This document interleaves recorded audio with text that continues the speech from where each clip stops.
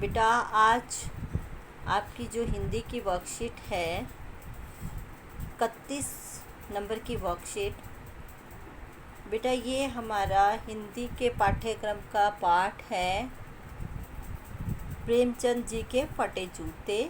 हरिशंकर परसाई द्वारा रचित ये निबंध है। इसमें बेटा हमारे हरिशंकर परसाई जी ने प्रेमचंद जी के व्यक्तित्व की सादगी का बहुत अच्छे से वर्णन किया है। उन्होंने आज के समाज की जो दिखावे की प्रवृत्ति है, अवसरवादिता है, उस पर बहुत अच्छा व्यंग किया है। प्रेमचंद के व्यक्तित्व के बारे में उन्होंने बताया है इस गद्यांश में। थोड़ा सा बेटा इसके बारे में मैं आपको बता देती हूँ कि प्रेमचंद जी ने जो हमारे साहित्यकार हुए हैं, उन्होंने सादगीपूर्ण जीवन व्यतीत किया। इसी सादगीपूर्ण जीवन का वर्णन प्रेमचंद जी के फटे जूते पाठ में हरिशंकर परसाई जी ने किया हुआ है। उन्होंने प्रेमचंद जी के सादगीपूर्ण जीवन, उनकी वेशभूषा, सादगी भरी वेशभूषा और उनके उच्च विचारों को इस पाठ में प्रस्तुत किया है। और साथ में ही स्वार्थपरता, जैसे कि आज का समाज स्वार्थी हो रहा है, अवसरवादिता अर्थात अपने स्वार्थ सिद्ध के लिए अगर उसे अवसर मिलता है तो वो उस अवसर का फ़ायदा उठाकर अपना स्वार्थ सिद्ध करता है। दिखावटीपन है, दोगले चरित्र वाला समाज है, अंदर से कुछ बाहर से कुछ, और धोखेबाजी की जो प्रवृत्ति है उस पर करारी चोट की है। तो बेटा इस पाठ में प्रेमचंद के जूतों को देखकर ऐसा लगता है कि सामाजिक बुराइयों से लड़ते लड़ते प्रेमचंद जी के जूते जो हैं वो उसकी ये हालत हो गई है। इसी व्यंग को हरिशंकर परसाई जी ने इस पाठ में दर्शाया है। तो बेटा ये हमारे जो गद्यांश है उसी पाठ से लिया गया है। सबसे पहले आप वर्कशीट को देखेंगे, विद्यार्थी का नाम, यहाँ पे आप विद्यार्थी का नाम यहाँ आएगा, आपकी जो अध्यापिका है उनका नाम यहाँ। उसके बाद इस गद्यांश को अच्छे से पढ़िए। प्रेमचंद का एक चित्र मेरे सामने है, ये कौन कह रहे हैं? हरिशंकर परसाई जी पत्नी के साथ फ़ोटो खिंचा रहे हैं।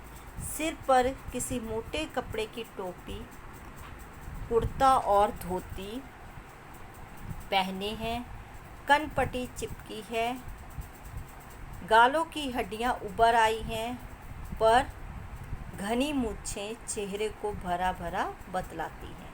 बेटा ये वेशभूषा, उनका व्यक्तित्व, बाहरी व्यक्तित्व जो है यहाँ पे हरिशंकर परसाई जी ने दिखाया है। पाँव में कैनवास के जूते हैं जिनके बंद अर्थात फीते ठीक से नहीं बंधे हुए हैं। लापरवाही से उपयोग करने पर बंद के सिरों पर लोहे की पतरी निकल जाती है और छेदों में बंद डालने में परेशानी होती है। तब बंद कैसे भी कस लिए जाते हैं। दाहिने पाँव का जूता ठीक है मगर बाएं जूते में बड़ा छेद हो गया है जिसमें से उंगली बाहर निकल आई है। मेरी दृष्टि इस जूते पर अटक गई है। सोचता हूँ फ़ोटो खिंचाने की अगर ये पोशाक है तो पहनने की कैसी होगी। नहीं, इस आदमी की अलग अलग पोशाकें नहीं होगी, इसमें पोशाकें बदलने का गुण नहीं है। ये जैसा है वैसा ही फ़ोटो में खिंच जाता है। बेटा ये जो अंतिम पंक्तियां हैं बहुत ही अर्थपूर्ण पंक्तियां हैं। हरिशंकर परसाई जी ने अंतिम पंक्तियों में ये दर्शाया है कि समाज जो है वो बाहर से कुछ दिखता है, समाज के जो लोग हैं बाहर से कुछ है, अंदर से कुछ है, लेकिन मुंशी प्रेमचंद जी की उन्होंने यहाँ पे कहा है कि वो जो बाहर से है वो अंदर से भी वही थे। अर्थात उन्होंने हमेशा सादगीपूर्ण जीवन व्यतीत किया है और दिखावटी ज़िंदगी नहीं जी है। तो बेटा इसको ये पढ़िए। उसके बाद लेखक के सामने क्या है, इसमें कौन क्या कर रहा है, ये आप को अब समझ आ गया होगा। आप इसका उत्तर लिखिए। गद्यांश में प्रेमचंद किस वेशभूषा में दिखाई दे रहे हैं? उनकी वेशभूषा देखिए क्या दिख रही है। उसके बाद प्रेमचंद के जूतों के बारे में क्या बताया गया है? बाएं जूते में क्या परेशानी है? आप फ़ोटो खिंचवाने के लिए किस प्रकार तैयार होते हैं? ये आपका एक प्रश्न है जो आपको खुद लिखना है कि जब हम फ़ोटो खिंचाते हैं तो हम किस तरह तैयार होते हैं। और मुंशी प्रेमचंद जी की फ़ोटो में उनकी जो बाहरी वेशभूषा है, उनकी जूतों की जो हालत है वो दिख रही है। बेटा ये सारे प्रश्न आप करिएगा, और अगर कुछ नहीं समझ आता है तो ऑनलाइन कक्षा में हम सब